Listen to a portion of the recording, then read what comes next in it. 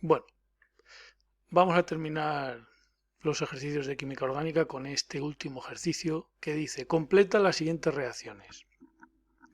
En esta reacción, los reactivos, las moléculas que reaccionan son, os recuerdo que esto es un carbono, doble enlace oxígeno, carbono, o sea, una cetona, ¿de acuerdo? Lo mismo ocurriría con un aldehído. Una cetona reacciona con una amina primaria, porque una amina primaria es una amina en la que el nitrógeno tiene o está unido a dos hidrógenos y a un carbono, a una cadena de hidrocarburo. Esto es una amina primaria. Bueno, conviene colocar las cargas eléctricas parciales en ambas moléculas.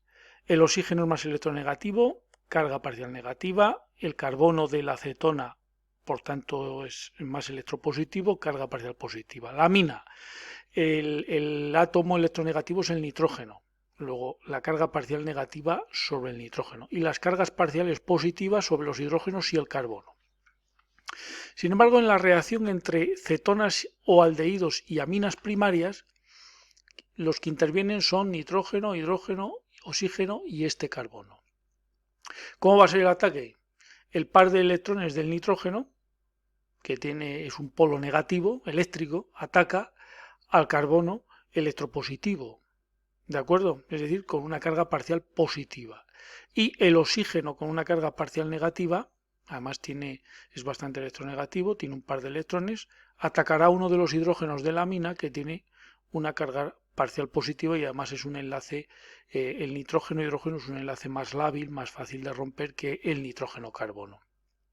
Luego el intermediario que se produce es el nitrógeno atacado al carbono, del doble enlace carbono-oxígeno se desplaza el doble enlace porque un carbono no puede tener 5 enlaces. Entonces, si el nitrógeno se une a este carbono, hay que romper uno de los enlaces. El más fácil de romper es el doble enlace. Este doble enlace se va para el oxígeno adquiere carga negativa, le roba este hidrógeno al nitrógeno de la amina y se forma este OH. ¿De acuerdo? Pero las aminas siguen reaccionando, es decir, no se detienen aquí. Como veis, de nuevo, el carbono, de donde este carbono sigue siendo electropositivo, sigue teniendo una carga parcial positiva porque está unido a dos átomos muy electronegativos, el oxígeno y el nitrógeno. ¿De acuerdo? Si el nitrógeno ataca con su par de electrones, entonces, como además tiene una carga parcial negativa, atacaría el carbono positivo, de nuevo, ¿de acuerdo? Igual que aquí. Y el oxígeno, que tiene una carga parcial negativa, que tiene un par de electrones, atacará el hidrógeno, que tiene una carga parcial positiva, de tal manera que este hidrógeno se lo roba el nitrógeno al OH y se desprende agua para dar lugar, como veis, a un doble enlace carbono-nitrógeno. Conclusión: aldehídos y cetonas. Recordad, carbono, doble enlace oxígeno. Cuando reacciona con las aminas primarias, se sustituye, el doble enlace permanece, pero donde había un oxígeno se sustituye el nitrógeno de la amina. ¿De acuerdo? Bueno, este grupo funcional, carbono, doble enlace nitrógeno, se llama imina, ¿vale? Entonces, las aminas primarias y las aminas secundarias dan iminas. Si la amina que utilizáis es secundaria, sobre este nitrógeno quedaría una carga parcial positiva. Es decir, las iminas, fruto de una amina secundaria, son mucho más reactivas, son más inestables. ¿Vale? Así que aldehído, cetona, aminas, producto y minas. Ahora tenemos en el apartado B un ácido, carbono, doble enlace oxígeno, y desde ese mismo carbono hacia un grupo OH. Con una amina secundaria en este caso, fijaros, es una amina secundaria, porque tenemos un nitrógeno unido a dos carbonos, o bien un nitrógeno que tiene solo un hidrógeno, es lo mismo que decir amina secundaria. Pues ya sabéis, el carbono del ácido, con más motivo, tiene una carga parcial positiva importante, ya que tiene unidos dos oxígenos que son muy electronegativos. ¿De acuerdo? Así que ya sabemos cómo ataca la amina. El nitrógeno, que tiene un par de electrones y es muy electronegativo, ataca el carbono positivo del ácido. El oxígeno del doble enlace carbono-oxígeno ataca el hidrógeno positivo o electropositivo de la amina y entonces se produce este intermediario. Como veis, cuando el nitrógeno ataca este carbono, el doble enlace carbono-oxígeno, el doble enlace se rompe, que es el más débil. ¿Para qué? Pues para que un carbono no aparezca nunca con 5 enlaces. Un carbono con 5 enlaces es una barbaridad. ¿De acuerdo? Así que fijaros, este oxígeno se queda con este hidrógeno. Aquí tenéis el grupo OH. El grupo H que se forma cuando se rompa este doble enlace. El OH del ácido permanece, ¿vale? Y lo que tenemos ahora es un carbono rodeado de 1, 2, 3 átomos muy electronegativos. Os he de decir que un carbono con 2 OHs se denomina hidrato. Los hidratos son muy inestables, es decir, los hidratos orgánicos son muy inestables. ¿Y a qué evolucionan?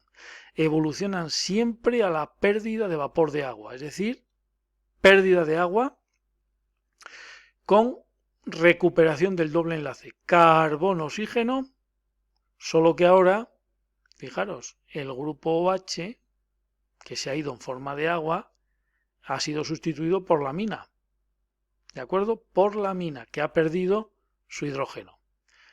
Bien, a este grupo funcional, carbono, doble enlace oxígeno, y desde ese mismo carbono a un nitrógeno, que puede tener a su vez 1, 2 o 3 que puede estar unido a 1, 2 o 3 o a veces incluso a ninguno átomos de carbono, pues se denomina amida. Los bioquímicos a este grupo funcional le llamarían enlace peptídico, pero ojo, en el contexto de la síntesis de proteínas, porque el enlace peptídico es el enlace que mantiene unidos los aminoácidos que constituyen una cadena de proteína. ¿De acuerdo? Bueno, eso es una amida. Como veis, se necesita que la amina al menos tenga un hidrógeno, con lo cual las amidas pues la dan perfectamente las aminas primarias y las aminas secundarias. Sin embargo, las aminas terciarias no podrían dar al enlace peptídico o al grupo amida, ¿vale? Por último,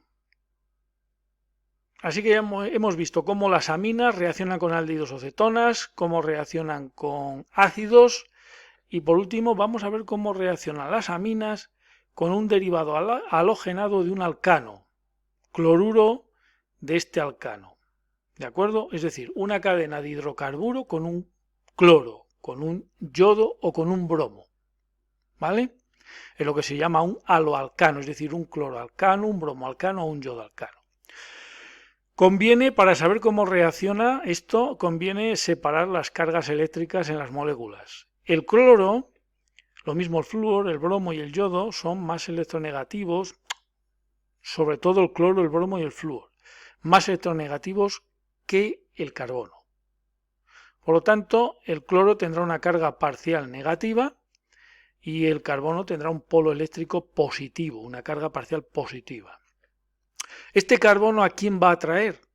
Pues al polo negativo de la amina, en este caso es una amina primaria, pero podríamos haberlo hecho, ya lo veremos, con secundarias e incluso con aminas terciarias. Las aminas terciarias sí que darían esta reacción, a diferencia de las otras dos que no lo dan. Pues el polo negativo de la amina es siempre el nitrógeno. Tiene un par de electrones, una carga parcial negativa, luego ataca el carbono positivo. ¿De acuerdo? Bien, os recuerdo que como un carbono, cuando forme el enlace con el nitrógeno, no puede tener 5 enlaces. Luego se rompe el enlace carbono-cloro, los 2 electrones de este enlace se los queda el cloro. Os advierto que el nitrógeno prefiere tener 3 enlaces, luego cuando se une al carbono formaría 4, ¿verdad? Entonces perdería un hidrógeno, de esta manera, ¿vale? Pierde el hidrógeno, se libera el cloruro, se libera el protón. Os he de decir que nunca pongáis en agua el cloruro o en disolvente el cloruro unido al hidrógeno, porque es un ácido fuerte, ¿verdad? Un ácido fuerte siempre tiene, el cloro está separado de su protón. Pero fijaros, ahora lo que tenemos es, habíamos partido de una amina primaria pero al reaccionar con un aloalcano la hemos convertido en una amina secundaria. ¿De acuerdo? Es decir, un hidrógeno con dos carbonos unido a dos carbonos o bien un hidrógeno con un solo hidrógeno. Las aminas secundarias también dan lugar a esta reacción.